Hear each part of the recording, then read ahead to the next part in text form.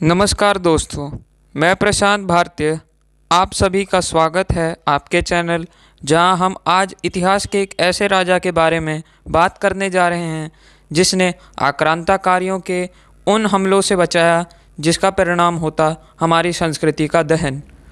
सच्चाई शुरू होती है वर्ष 610 से, जब इस्लाम की उत्पत्ति होती है मोहम्मद के साथ। अगले कुछ सैकड़ों वर्ष यह धर्म अपने विचारों को पूरे अरेबिया, अफ्रीका और स्पेन जैसे राज्यों में करता है। जब इसका जी दुनिया के एक भूभाग से भर के दूसरे भूभाग पे जाता है तो इसके सामने एक मजबूत कड़ी बनकर भारत आता है, जहाँ संस्कृति और धर्म अपने चरम पे था। इस द्वीप ने पहले हज़ारों सालों से अपने द्वीप को छोड़ के किसी और द्वीप में जाना पसंद नहीं किया। यह था भारत, जहाँ साम्राज्य जनपद और महाजनपदों में बटा हुआ था।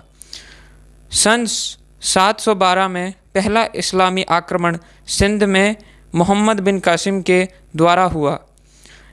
इससे पहले भी इनके मुंबई पे छापे होते रहे थे, मगर एक संगठित सेना के साथ इन्होंने सिंध पर चढ़ाई की और राजा दाहिर, जो उस वक्त के सिंध के राजा थे, उनका कत्ल करवा दिया गया। अगर आप चाहें तो मैं इस पे एक अलग वीडियो बनाऊंगा जिसमें कैसे धोखे से एक भूभाग को हड़पा गया। सिंध अब इस्लाम के झोली में गिर गया। राजा दहीर की बेटियों, पत्नियों और सिंध के औरतों को अरबी बाज़ार में बेचा जाने लगा। गौमाता को इन्होंने एक पवित्र धरती पे काटना चालू किया और बलजोरी धर्मांतरण जोरों से हुआ। इससे वहाँ के लोगों ने पलायन किया और अलग अलग क्षेत्रों में गए। इनमें से एक मेवाड़ राज्य भी था, जिनके राजा थे कालभोज, जो महादेव के परम भक्त थे। इनको ही बप्पा रावल के नाम से जाना जाता है। इन्होंने कहा, अगर मलिच्छों ने हमारे किलों को जीता स्वीकार कर लेते, लेकिन उन्होंने मंदिर तोड़े और हमारे धर्म पर वार किया। बप्पा रावल जी ने आसपास के सारे राज्यों को एकत्रित किया और धर्म के हवाले पे उनको एक संगठित सेना का प्रस्ताव रखा।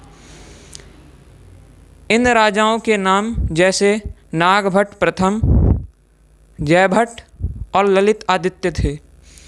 जब अरबों के इस संगठित सेना के बारे में भनक लगी तो उन्होंने राजस्थान पे एक बड़ा हमला किया। 5 से 6 हज़ार राजपूतों ने 30,000 से ज़्यादा की मलिच्छों की सेना को हराया। इसमें अरबों की एक कमांडर, जो पूरी सेना का नेतृत्व कर रहा था, जिसका नाम जनायद था, मारा गया।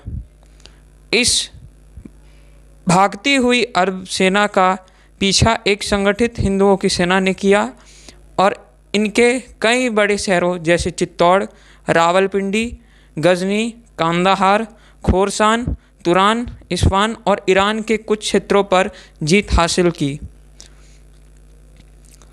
ये हमले उमायद झेल ना पाए और कुछ समय बाद टूटकर कई अनेक राज्यों में बिखर गए। इस्लाम को बप्पा रावल ने इतना पीछे धकेल दिया कि अब उन्हें 400 साल वापस यहाँ तक पहुँचने में लग गए। इसमें एक मुख्यतः बात है कि आज पाकिस्तान में जो रावलपिंडी है वो बप्पा रावल के नाम पे ही रखी गई है। धन्यवाद।